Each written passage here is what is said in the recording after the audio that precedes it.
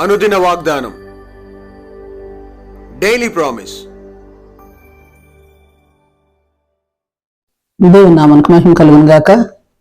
మన ప్రభువును ప్రియ రక్షకుడైన యేసుక్రీస్తు వారి శుభనామములో మీకు నా హృదయపూర్వక వందనాలు తెలియజేస్తున్నాను. ఈ దినం దేవుని వాగ్దానం, ఆయన నిన్ను పిలుచుచున్నాడు.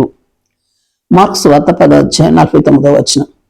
అప్పుడు యేసు వానిని పిలువుడని చెప్పగా వారు ఆ గుడ్డి వానిని పిలిచి, ధైర్యం తెచ్చుకొనుము, ఆయన నిన్ను పిలుచుచున్నాడు, లెమ్మని వానితో చెప్పిరి. Praise lord.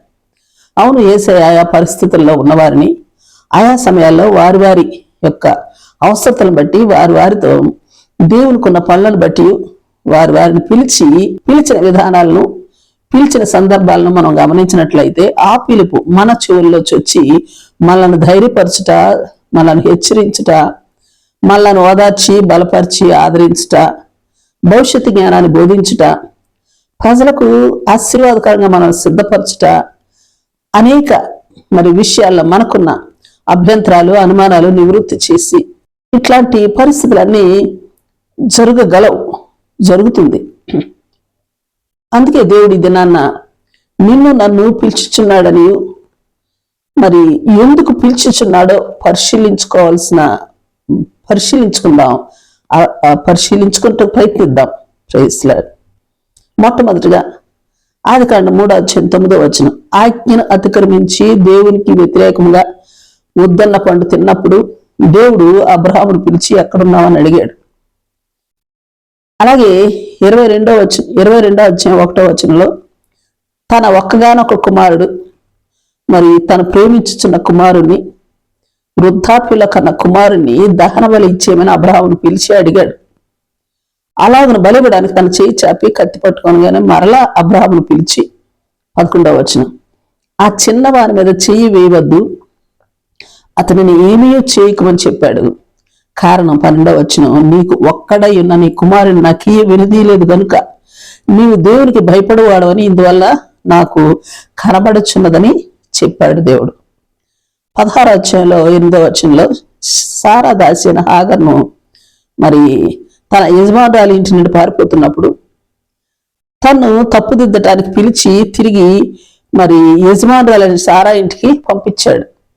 మరోమారు 21:17 తన యజమానురాలైన శారా తన ఇంటి నుండి హాగర్ను తరిమివేసినప్పుడు హాగర్ను పిలిచి భవిష్యత్తును గురించి చెప్పి ధైర్యపరిచి భయపడవద్దని చెప్పాడు. నిర్గమ 3:4 మండుచున్న పొదలో నుండి మోషేను పిలిచాడు.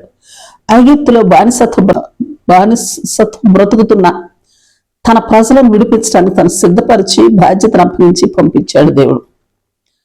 అలాగనే మత్తయి సువార్త 4:11-21 చూస్తే, నా వెంబడి రండి, నేను మేము మనుషుల పట్టు జాలలుగా చేస్తానని చెప్పి పేతురు, ఆంద్రెయ, యోహాను, యాకోబులు పిలిచాడు. అలాగనే మిగిలిన శిష్యులు కూడా పిలిచి తన సేవ నిమిత్తం వాడుకునే విధానం కూడా మనకు తెలుసు. అలాగే 16:17 నుండి చూస్తే, సీమోను పేతురును మరలా పిలిచి తనను భవిష్యత్తులో వాడుకునే విధానాన్ని తెలియచేస్తూ తనను హెచ్చరించి అద్భుతమైన ఆధిక్యతలను, అధికారాన్ని అప్పగించడం కూడా మనం చూస్తున్నాం. ఇంకా చూస్తే మత్తయి సువార్త 1:19-22 యేసుక్రీస్తు వారి తల్లి అయిన మరియ యొక్క భర్త అయిన యోసేపును పిలిచాడు. అవమానాలు, అనుమానాలు, అభ్యంతరాలను కలిగి కృంగిపోతున్న తన మనసును నిమ్మలపరచి అనుమాన నివృత్తిని కలుగు చేసి గొప్ప భారభరితమైన బాధ్యతను అప్పగించాడు యోసేపుకు.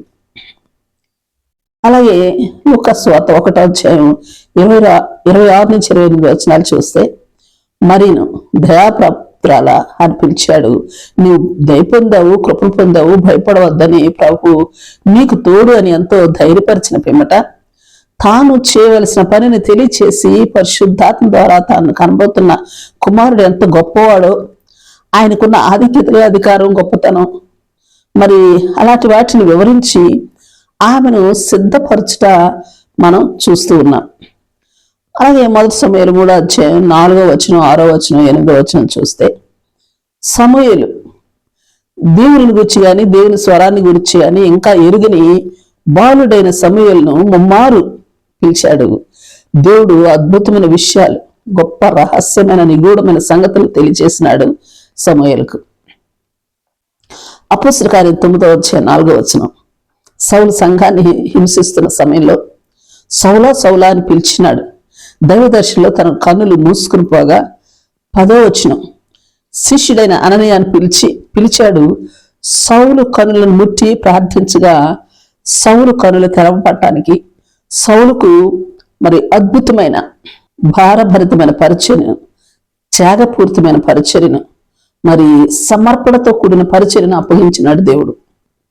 చివరిగా ప్రకటన గ్రంథం 1:10-12 చూసినట్లయితే భక్తుడైన యోహానుకు ప్రభు పిలిచాడు. బూరధ్వని వంటి గొప్ప స్వరంతో పిలిచాడు. 7 సంఘాలకు ప్రభు తెలియచేసిన సంగతులను పుస్తకంలో రాసి పంపమని తెలియచేశాడు. అది బహు బాధ్యతాయుతమైన పరిచర్య. ఎట్లా దేవుడు ఎవరిని పిలిచినా వారిని స్వస్థపరిచాడు, ఆశీర్వాదాలను మరి ఆశీర్వదించాడు, గొప్ప బాధ్యతలు అప్పగించాడు, ఆదరించాడు, అనుమానాలను తొలగించాడు, భవిష్యత్తు జ్ఞానాన్ని బోధించాడు. మరి సందర్భాలన్నిటినీ చూసిన మనం మనలను కూడా పిలుస్తూ ఉన్నాడన్న సంగతిని గ్రహించి ఆయన పిలుపును, ఆయన స్వరాన్ని వినుటకు ప్రయత్నిద్దాం.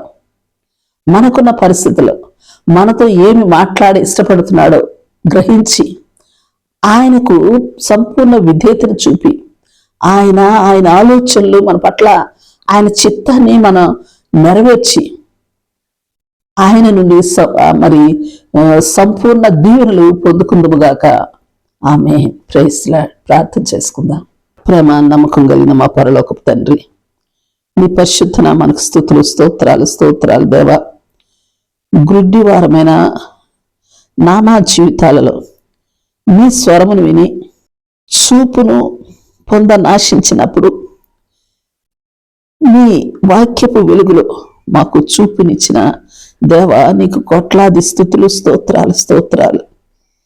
ఏ పరిస్థితుల్లోనైనా, ఎట్టి పరిస్థితుల్లోనున్న వారమైనా మీరు పిలిచి ఆశీర్వాదాలను అందిస్తున్న నీ ప్రేమకై, నీ ప్రణాళికకై కోట్లాది వందనాలు, స్తుతులు, స్తోత్రాలు దేవా.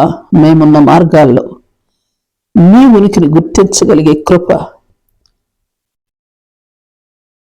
మమ్మను మీరు దాటిపోక ముందే మిమ్మను నిలవబెట్టగలిగే, కేకను వేయగలిగే కృప మాకు అనుగ్రహించమని ప్రార్థిస్తూ యేసు నామములో అడిగి వేడుకొంచున్నాం తండ్రి. ఆమేన్. Praise lord. రేపు మరొక వాగ్దానంతో మనం కలుసుకుందాం. ప్రతిరోజు ఉదయం ఈ కార్యక్రమాన్ని వీక్షించగలరు. తిరిగి మళ్ళా రేపు ఉదయం కలుసుకుందాం. దేవుడు మిమ్మల్ని దీవించును గాక.